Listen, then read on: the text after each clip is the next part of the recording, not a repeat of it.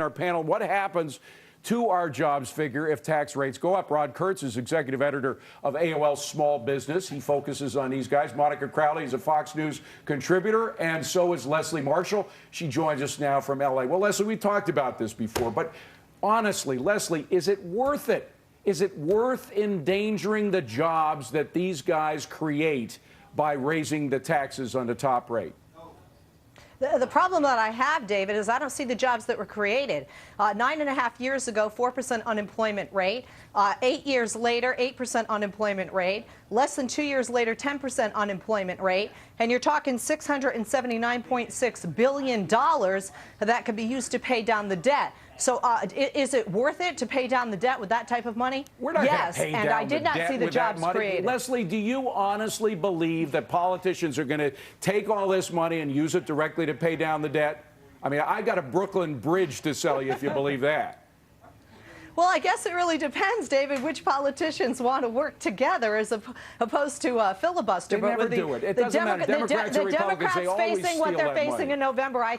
The Democrats facing what they're facing in November, absolutely. All right, I think hold on a second, because you challenged something that I want to ask our business guys. David, did the Bush tax cuts actually give you more money to hire more workers? Were you able to hire workers directly as a result of the? Actually, Drew, I see you nodding your head yes. Yeah, we bought 4 robots. Yeah, we bought 4 robots because of the bonus depreciation and the Section 179 tax credits. We were able to aggressively reinvest back into our company, and because of that, we were able to get top of the line technology, and because of that, we got more business, and because of that, we had to hire more people.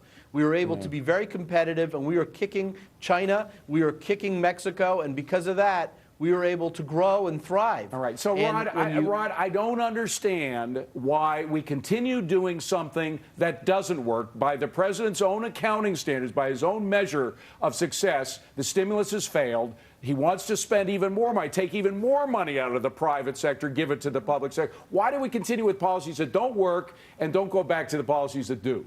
We look a little bit like the Brady Bunch right now. We do. I don't know where to look. But here's the thing. I have small business in my title. I mean, I've been covering entrepreneurs for almost a decade. I grew up in an entrepreneurial family. I don't want to see them pay more taxes. The problem with this debate that we're having is that we can debate the numbers, but a very small percentage of the people affected by this over 200,000 are small businesses.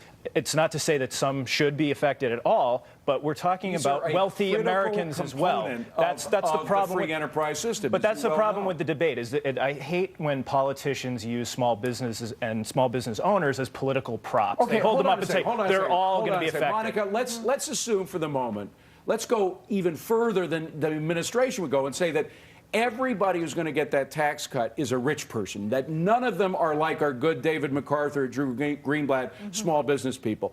If they spend that money in the economy, isn't that better than giving it to a bunch of bureaucrats? Of course it is, David. And look, but will they hold on, Monica, go ahead.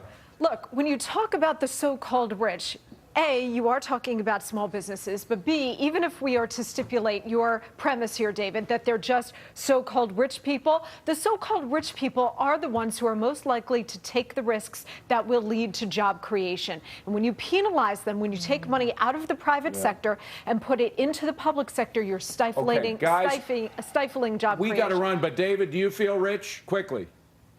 I look that answers the question. Drew, do you feel rich? No. Your tax rate should not go up. I've never had a dividend. We always reinvest back into the company so we could grow the company and be able to live another day. You guys are the salt of the earth. We wish you the very best. David MacArthur, Drew Greenblatt, Leslie Marshall, thank you very much. We'll see more of Rod and Monica coming up. Now you get to weigh in on the